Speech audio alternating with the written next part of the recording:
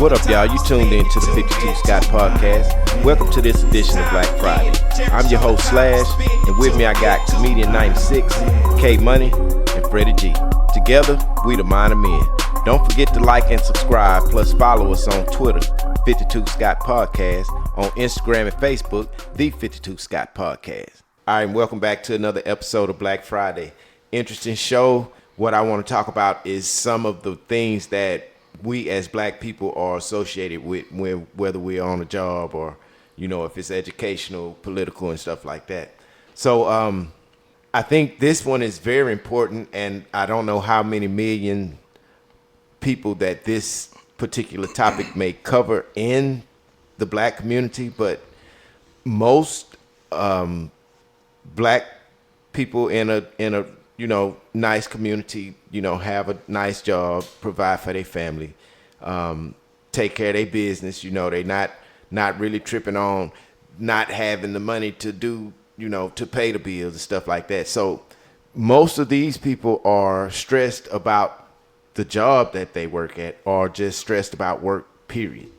I think it's a big percentage of us that's in that area, you know, the working class people, because you hear a lot of times people complain about, man, I had to do this for my job, or they made me do this, or you know, maybe you got a person that's bouncing around from job to job, and they just can't get stable enough to be mentally stable, you know?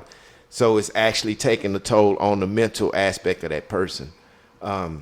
So y'all know anybody that's probably been from job to job that may have been through a situation where it stressed them?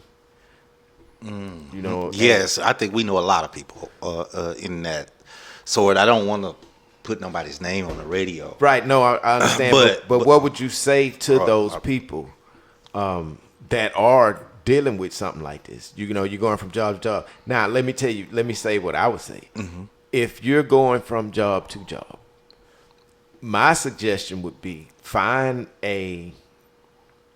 go to school for something at this point. Get a trade. You know, get a trade but you got to do something that's going to excite you. Right. So it's got to be something that you're interested in doing. Exactly. And I'm finna hit the nail on the coffin, right? You just hit it. Something that excites you. Right. Right? So just use myself as an example. When I first got out the military, it was real hard for me to find a job. Mm-hmm. I went from cutting grass to working in a warehouse to working in another warehouse, this type of warehouse, that type of warehouse, till I finally said, you know what? I don't like this, really. I'm just making a check. Mm-hmm. So I stood back and I said, what do I like? And I like money. Right. I like money. So where do I want to go? So I know I wasn't good in accounting. Mm-hmm. Well, I can be, but it's boring. Right. And I like investments. Mm-hmm. It's interesting because you got to study and you make sure you invest. So it's sort of like a gamble, but legal. Right. I like that. So when I first started, in 98, I started in the mailroom. Right? Now, you think you can't go lower than the mailroom? You can. The mailroom's in the basement, what's right? What's lower than the mailroom? I don't know. No, I'm sorry. The research room. Sorry. The research room. Yeah. So I was like, there's a lower floor than the basement? There's more basement to this? Yeah. This place is right over here in Houston. It used to be called the what a waterfall is in the Galleria. What is it? Yeah, I know what. Transco Towers. That's how long ago it was. Right. But it's called something else now. So, and I started research, and then I just got my break. And one day I went back up to the mailroom at another place, an investment firm. Shout out to Invesco, because they were formerly known as AIM Management. Mm-hmm. And they gave me a shot, took me out the mailroom, put me in marketing. And from then on, it was history. Right. So now I'm where I am, no school. Right. I just stuck with it, and it made me excited. Yeah. I like investing. I like doing it. So any job that you will do for free is a job you need to be. That's where you need to be. If you'll do it for free, because that's it's what you love doing. Exactly. Like you love your music. That worked out in your favor. It doesn't work out in majority of you have to be. You just have to be consistent, and you have to stick with that you got to stay with what you're going to do. You can't switch up. Because you remember I said I was in a warehouse? And I was on this warehouse. I would go to Kroger warehouse. Then I go to a medical warehouse. These different ones. This is not stable. Yeah, switching job to job doesn't look good. No, it doesn't. So I just stepped back and I said, let me just pick something. I'm going to stick with it. So you got to pick with it and then you got to stick it. You got to stick with it. Well, sometimes, man, people who go from job to jobs doesn't necessarily mean that they can't actually hold a job, and it's their fault from going from job to job. Right. Sometimes they get jobs that have constant layoffs. You know, where they're going, they get they're victims of layoff. Right. Now, what I would also say is, if I had to take a poll with Americans, everybody. Well, you know what? Just blacks. Just blacks. How many black people are actually doing the job, the dream job in their head? If you ask them, hey, what dream job, if you could go to your dream job right now, what would it be? Right. How many black people would say it'll be the job I'm doing right now? Not me. Not me, because I want to be an astronaut. So You understand what I'm saying? Yeah. So it's easy to say, do a job that you love, do free. but that's you not got to what's- pay the bill. Right. Right, you That's gotta pay the not- bills. Sometimes you fall into a job that I got to hook up from a homeboy. Right. Right. And, you know, and so And that's how that works. and you just a good worker, and you just stay on that job for X amount of years Yeah. or whatever. Yep, and I'm going to segue to that, just like you just said. I got laid off a million times. But the work and the people that knew my work, That's because you kept biting, motherfucker. they knew my work, they would pick up. So once you're in the industry and everybody, you haven't made a name for yourself, Right. it's like you will not be without, because they went, oh, y'all remember Cyrus? He ain't working right now, blah, blah, blah, blah. Oh, you remember such, you on it, they ain't working right now? Go get them. And, you know, because they know in that field, that's what you are. So that's the second part. Make a name for yourself. And I can tell you this here too, without saying no names.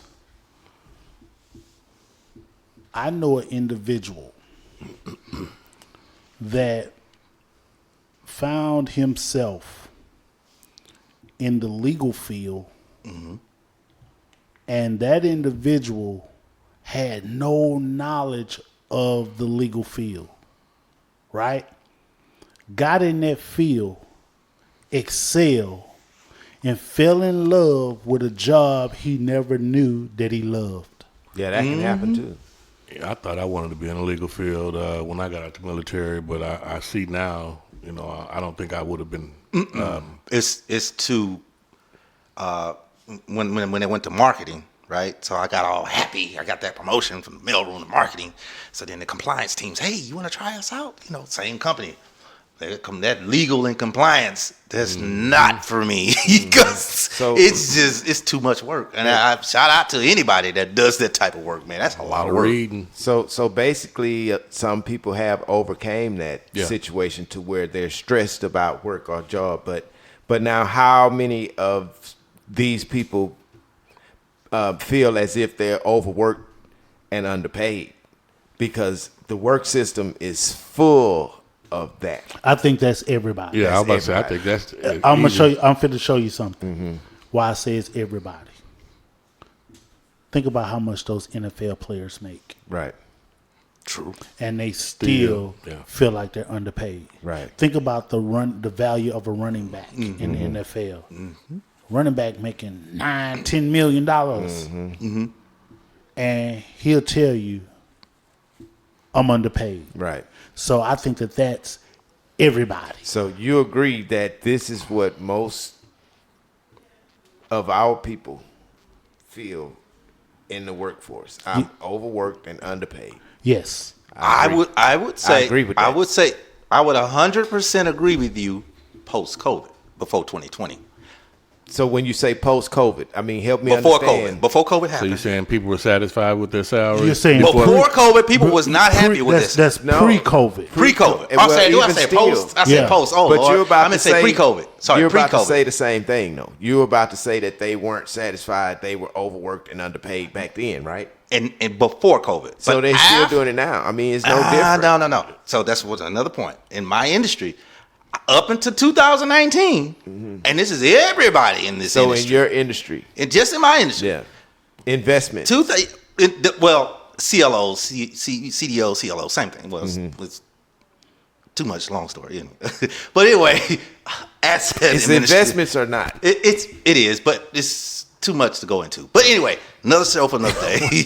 So before COVID, we were well underpaid, right? Right. After COVID, because of the work and trying to find the people for that type of work, it was scarce. Right. So then they started paying people what they were supposed to get paid Right. after COVID, because all the homes were working from home, and people Right. were quitting their jobs because that job is still going in the office even during COVID. But Right. all these other companies are saying, "Oh, we're gonna stay work from home." So now everybody starts scattering. So this work started to be, because you can work in different states It's doing this contracted same. out now. Yeah, because it's COVID. Because of COVID, everybody's from home. So Right. people are working out of Denver, out of New York. They're leaving these Houston branches and Right. going for these other ones. So now Houston is scarce of the work that we did. So then after that, they started paying people what they were supposed to get paid. So now it's better for us, not for everyone. It's just it's one So let me ask you this, and just a thought. yeah. So if you're working that job, and from now and for the next 10 years you're there, every year they tell you, "Oh, here's your work. You continue to do the same work, but no raises, and you never get a raise from here on out." At some point, will you be overworked and underpaid if you never got a raise? Or you just cool right there because you're being paid, you're not underpaid, you're equally, this is it. You never get another raise again. Oh, let me tell you, I'm gonna say you put me in a corner here, because if they listening, this is messed up. No, it's worse. Because if they listen to this is an advantage to my people. Why would If they you give me another, mention if they never give me another raise and give me more work, I will be satisfied still. They'll pay me well, very well. Okay. That's what I'm trying to tell you. I'm good. They ain't gotta never give me another raise for another 20 years. I'm straight where I'm at. So Yeah. somebody comes in, do the same job you do, but make more than you. Y'all do the same work. I'm very happy with my salary. I wouldn't. Well, if he had a degree, because I don't have a degree, He's equivalent to you. same as me. Equivalent to you, but he makes more. Do you think you deserve more? Man, bro, I'm gonna be honest, bro. I ain't greedy. I'm blessed. I'm free. I'm happy with my salary, so I really can care less what he making. I'm gonna be honest. I'm happy. I'm happy where I'm at. So for real. that's a great answer. I think, Yeah. good way to feel about that. Now, let's talk about this. Y'all play the lottery? Okay. I just recently started buying some lottery tickets. Now, matter of fact, I need to check some numbers. But 'Cause somebody won $1 million here. You know that, right? they haven't found them yet? Nope. So it might be you. I haven't looked at my ticket. It might be since you. that day. From last night drawing. No, Powerball Saturday. joined from Saturday. Wednesdays. Powerball. No, not Wednesday. Was it Saturday? I'm thinking Saturday. No. The Wednesday drawing, somebody won $1 million. So on that nobody one. won last Saturday? Saturday. This Saturday, nobody won You yet. got the Mega Million and the Powerball. But somebody won the $1 million, 5 out of 6 on Wednesday. On Well, I Powerball. haven't Powerball. reported a win, so I might have won. Yeah, Powerball. So I and need it was to bought check. on the north side. I don't know exactly where, but I do know where. It was bought on Aldine Mill. I think it said Aldine Mill Route, somewhere over there in that area. So, just saying. Hey, man, I bought a ticket over there. Check your ticket. Wow. You live on Are you Aldine Mill? I serious? thought you lived over by the. I'm not disclosing Okay. where I live at. I'm sorry. Brother, what is going on here? I'm sorry. This just get slipped. I got Who do you comfortable. work I forgot for, we. man? I forgot we. Who were sent you, man? Drake. That's your boy. Nah, no, Drake is y'all boy. That's right. That's how I know he didn't send you. Go ahead, man. So as far as winning the lottery, the first thing most of us as black people do, and y'all can you know, if I'm wrong, I'm wrong. But the first thing most black people do is go out and buy that dream car. Am I right? That's facts. Most people will. It'd be something. I changed my number first. See, now I think that I feel that, but I think that that's more stereotypical because of what we're associated with, how people view us. But first of all, I'm sure that there are some black people that won a lottery. I don't. It seems like it's always some old white person that win a lottery. No, I know guys. But nevertheless, I actually think that I give us a little bit more credit. I think that car will be coming. Yeah. I think that it will be so coming. you don't think more than half or half? Yes, I say more than don't. half. I'll say more than half. So you win $8 million in the lottery. It's a whole bunch of shit that's The gonna big be coming. purchase. The big purchase. The first big purchase. I think it'll be a house. There you go. I'm with But you, wait, Freddie G. But wait, we haven't got there yet. Yeah. Because it's easier to go get the car than it is the house. You got No, cash you in got hand. cash. You got cash. You You get got that cash. today. The car is cheaper than the house. Man, you got $8 Cash. You got million. $8 So I'm million. saying, you can go straight and go get the car. You can do that with that. Cash. I go get the car so I can pull up to the house. I think Jay-Z said cash rules everything If around I him. jump out of what I'm going to, if I jump out of what I want to jump out in, Yeah. and I go purchase what I want to go purchase as far as house wise, when I pull up to my house, I already got the car. I think it's easier to purchase a vehicle over purchasing I'm a just house saying, too. the first place I I'm think you that could be purchase- on a Sunday. I think you purchase anything with cash in hand. I That's agree my with that. personal but opinion. the car, you can go straight. There's so many lots on the you pass by That's on the true. way to go buy the house. Why not do it like that? Yeah, that's true. Let me go jump in this car. I'm I finna just go don't- get this I house. just don't think- because I don't want you taking me over here. I just think that I don't think we'll be quick to just go buy a car first. Yeah, I think, man, when you're dealing with that kind of money, yeah. And E40 even said it best. You go buy $100,000 car before you buy a house. That was one of his lyrics. But it's gonna take a while to build a house. No, you could go buy cash. If you got an empty house and you got the cash in hand, You got hey, man, how $8 many- million, so you gonna go and buy somebody else's house? Is what you saying? if I have With to, $8 million, if I like it. you're not gonna build your own house. The second house, possibly. let me That's show- the difference. Let me show you something with that. They got so many neighborhoods with houses already built that's brand new. So you don't have to actually have your house built. You can find the house that you're looking for that's within your standard. Ooh, another good one. This one time I went house hunting. It was in townhomes over here in the West Place area. That's called Bel Air in the Houston area. Bel Air area, it was West Place, and it was a bad 3-story townhome. And she said, "Oh no, this is a model." Then she says, she said the key thing, but don't get it twisted. If you got the money, you can buy this right now today. As is. So I think if you got the money, you can buy that model, not just the house. I understand, but with $8 million, I'm building mine. I'm with you too. I am. I'm Ain't with nobody gonna be lived in this house but me. Once if I got $8 million, you. Yeah. well, I'm gonna go spend any kind of million on somebody else shit they fucked up, True and I that. got to fix I'm with when that. something go wrong. I'm with that. No, I'm gonna build my shit from the ground. I mean, other than that, you really not you're not doing yourself no justice. So now, buy the dream house. Of course, you're gonna do that. So what's the next step after that? I say it would be starting a business. Okay, now I'm confused. I'm confused. No, I'm confused because I thought that this would be what most black people would do on the standpoint of some foolish shit, kind of. Not spending it right. Not spending it right. So that's what I thought. Because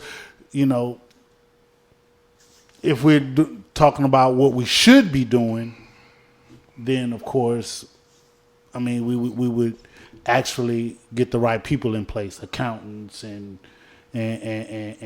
financial advisors and so forth. Well, So- I feel that's what most black people don't So- do if they were to win the lottery is get the right people around them or invest it properly and smart like they should, we are quick to make those big purchases, whether it be a house or a car.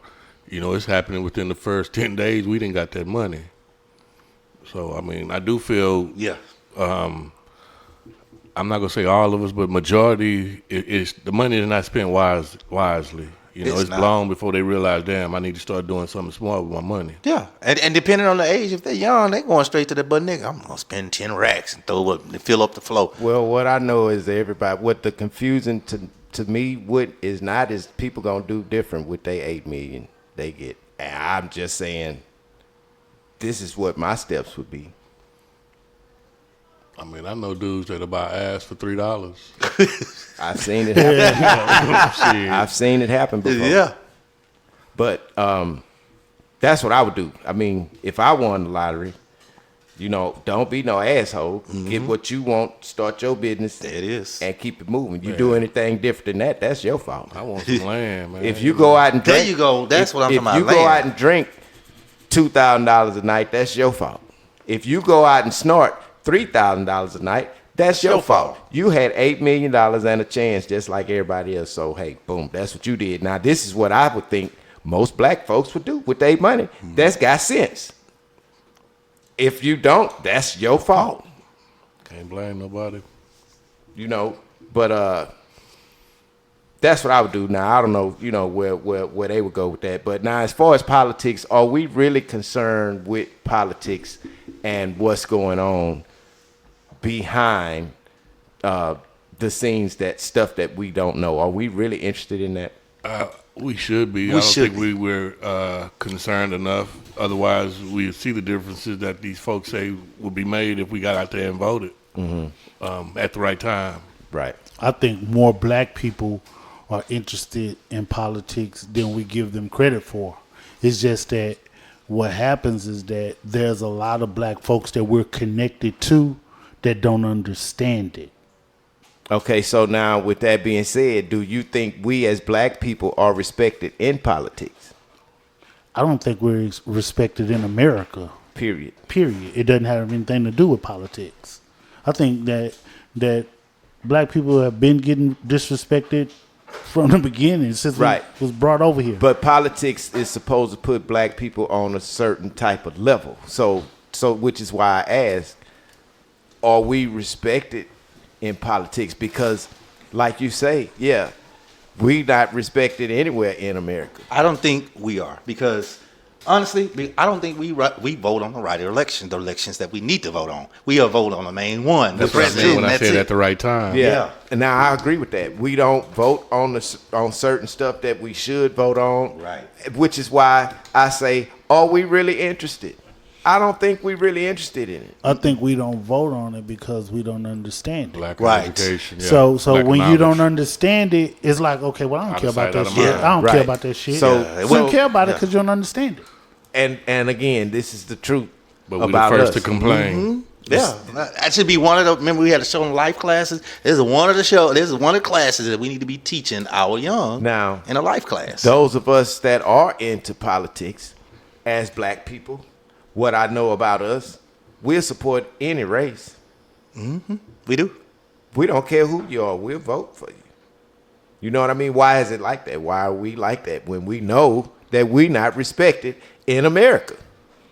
I think that for the people that understand politics and they go and they vote not just based upon race, I think that they look at which candidate actually helps my cause or that I'm in line with and that my political views are in line with. Mm-hmm. You do have a bunch of black people in politics. However, I think that other races and white folk outnumber the black politicians. So whatever politician is running in your town, city, when you go and vote, you may not have a black candidate to vote for. Right. So you voting for somebody of another race, but somebody that lines up with your political views. Right. Which is hard to find. I really don't think we as a people really look at the folks that are running and our political views. Most of us we grew up, blacks are Democrats, or most blacks are Democrats. That's how they vote, and vice versa. So I think most of us that are voting that way versus just considering, the actual views and what this person can actually do. Because, the person that's running on the opposing party possibly can do more help than what you think. But because you grew up and this is how you believe in a certain thing. Right. This is how we just continue to do. That goes in line with not understanding politics. For those who understand, then they're going to vote according to their views. Which I definitely agree with that. So we may not be into politics as much as other races or other cultures, but the one thing that I do want to say is we do have respect in certain industries and certain areas of America, and I want to mention this one person named James E. West, which is my black fact that I can't take back. Now, James E. West in 1964 co-invented the electric microphone. So what we're using right now today to send through the places that you are listening to was invented by James E. West in 1964. I want to give a shout out to him. Now, he actually co-done this with somebody else, so it wasn't himself. He had a German colleague named Gerrit Sessler, and they both had something to do with inventing the way that we able to get information to you at the very minute we speak. I think that's very important. So I want to give a shout out to James E. West. That's my black fact that you can't take back. Y'all come back, holla back. Peace. All right, thank y'all for checking out another Black Friday. Make sure you come back Monday and check out Music Monday. We got another great topic for you. Look, don't forget, hit that subscribe button. Subscribe on YouTube. Follow us on X at 52 Scott Podcast and on Facebook and Instagram, The 52 Scott Podcast.